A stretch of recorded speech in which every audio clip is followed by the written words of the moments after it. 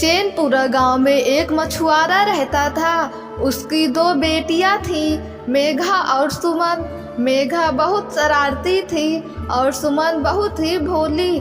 मछुआरा रोज नदी से मछलियां पकड़ता और बाजार में बेच के जो पैसे मिलते उससे घर का खर्चा चलाता था। कुछ दिन से मछुआरा तालाब पर जाता, लेकिन एक भी मछली ना मिलती। ये सब एक हफ्ते तक चलता रहा। मछुआरे की बीवी, सुनो जी, अब कुछ और काम कर लेते हैं, पता नहीं ये सब अब और कितने दिन चलेगा। मछुआरा, मैं खुद यही सोच रहा था। ऊपर से महेश से नए जाल के लिए जो पैसे लिए थे वह भी लौटाने हैं। हम कुछ ही दिनों में शायद वो आता ही होगा। कहते हैं कि बुरा वक्त जब आता है तो सब तरफ से आता है। मछुआरे का ऐसा बोलना ही था कि दरवाजे से किसी के खटखटाने की आवाज आती है। महेश, मछुआरिन, तुम्हारे पिता से कुछ काम था। मछुआरिन, जी आप कल आ जाना, वह जरूरी काम से बाहर गए हैं। कह रहे थे कि किसी से पैसे लेने हैं, शायद वही लेने गए हो। महेश, हाँ, पैसे से याद आया कि उसने मुझे भी कुछ पैसे देने का वादा किया था, शायद वही पैसे लेने गए हो। ठीक है, मैं कल आता हूँ। यह बोलकर वह दरवाजे से चला जाता है।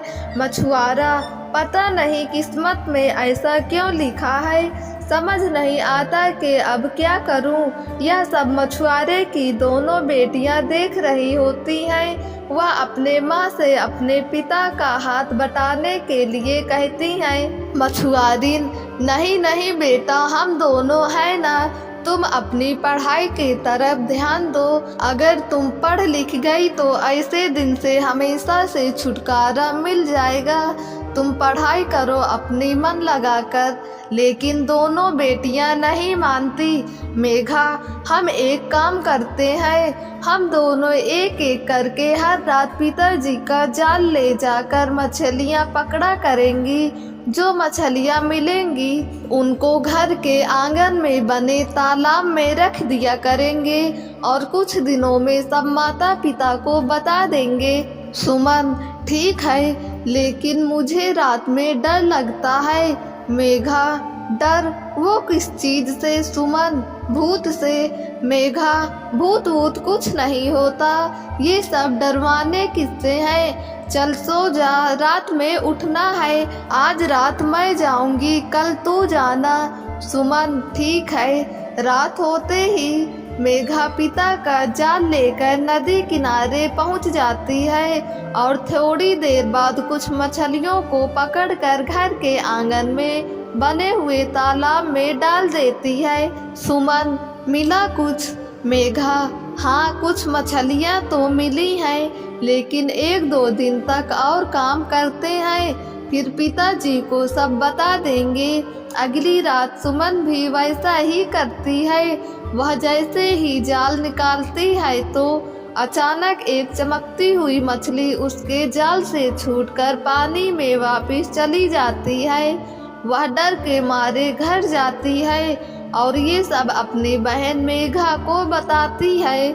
मेघा, कहीं ये वही जादुई मछली तो नहीं जिसके बारे में दादी बताया करती थी? सुमन, हाँ, हो सकता है, लेकिन अगर वह कोई भूत हुआ तो? मेघा, चुप कर, कल देखती हूँ इस भूत को। अगली रात वह जैसे ही जाल डालती है वही चमकती हुई चीज उसके जाल में फंस जाती है। मेघा उसको जब पकड़ती है तो वह एक सुनहरे रंग की मछली होती है जिसका पूरा शरीर सोने के समान चमकदार होता है। मछली, मुझे छोड़ दो, एक दिल लड़की, मुझे मालूम है तुम अपने पिता की सहायता करना चाहती हो, इसलिए तुम दोनों बहनें रात में आकर जाल लगाती हो। तुम जो भी मांगो मैं तुम्हें दे दूंगी, बस तुम मुझे छोड़ दो। मेघा मछली को छोड़ देती है और मछली घर के आंगन का तालाब मछलियों से भर देती है।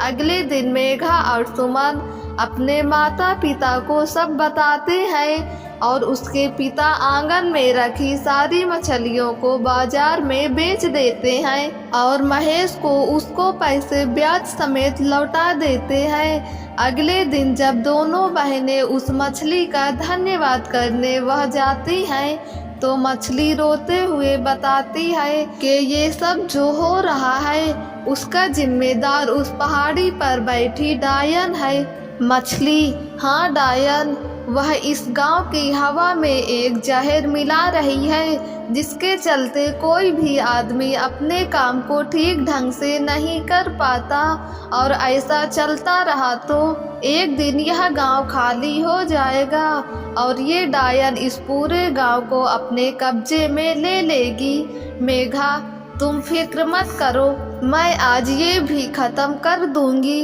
उसी रात मेघा उस पहाड़ी पर रहने वाली डायन की गुफा में जाती है। डायन: हा हा हा हा, जिस दिन ये गांव खाली हुआ उस दिन मेरी शक्तियां और भी ताकतवर हो जाएंगी। मेघा, फिक्र मत करो, तुम ऐसा नहीं कर पाओगी।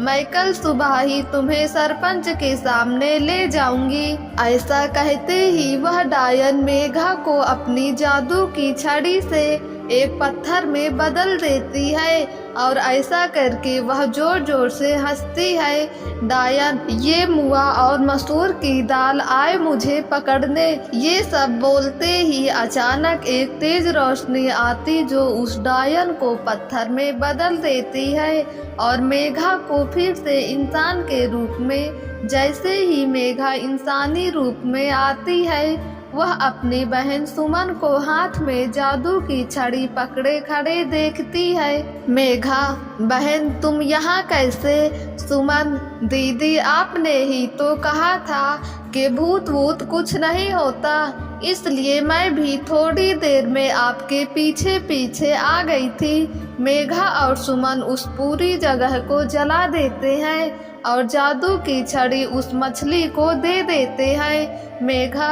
तुम इस छड़ी को संभाल कर रखना, जरूरत पड़ने पर हम इसका इस्तेमाल करेंगे।